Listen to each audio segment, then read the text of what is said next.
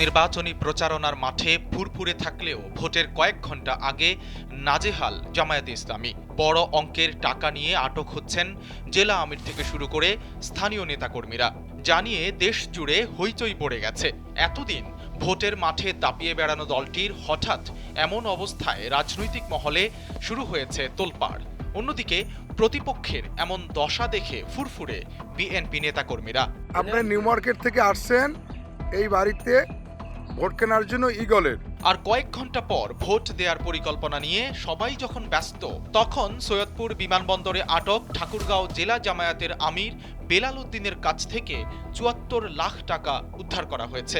কিছু সময় পরেই কুমিল্লার মুরাদনগর উপজেলায় হাবিবুর রহমান হেলালি নামে এক জামায়াত নেতার কাছ থেকে নগদ ২ লাখ টাকা উদ্ধার করা হয়েছে।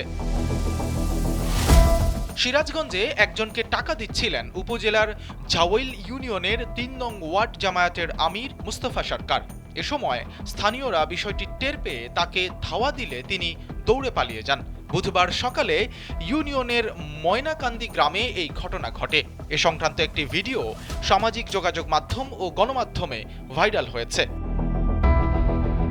পটুয়াখালীর মির্জাগঞ্জ উপজেলায় ঈগল প্রতীকের পক্ষে ভোট কেনার জন্য টাকা দেওয়ার সময় কামাল হোসেন নামে এক জামায়াতে ইসলামীর কর্মীকে আটক করেছে স্থানীয়রা।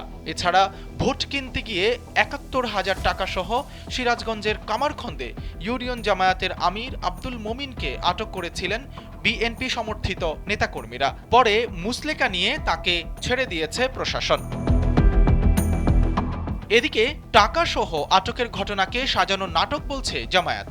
সহকারী সেক্রেটারি জেনারেল এবং প্রচার ও মিডিয়া বিভাগের প্রধান অ্যাডভোকেট এহসানুল মাহবুব জুবায়ের জানান, ঠাকুরগাঁও জেলা জামায়াতের আমির বেলাল উদ্দিন ব্যবসায়ের টাকা বহন করছিলেন, কিন্তু আইনশৃঙ্খলা রক্ষাকারী বাহিনীর কিছু সদস্য একটি নাটক সাজিয়ে উদ্দেশ্য প্রণোদিতভাবে এসব করছে। রাজনৈতিক বিশ্লেষকরা বলছেন, নির্বাচনী প্রচারণায় ব্যাপকভাবে সাড়া ফেলেছিল জামায়াত। মিছিল মিটিংয়ে ছিল উৎসব মুখর, কিন্তু ভোটের কয়েক ঘন্টা আগে টাকা সহ আটকের ঘটনায় বেশ বেকায়দায় পড়েছে দলটি। অন্যদিকে বিএনপি ভোটের আগ মুহূর্তে বেশ ফুরফুরে মেজাজে রয়েছে।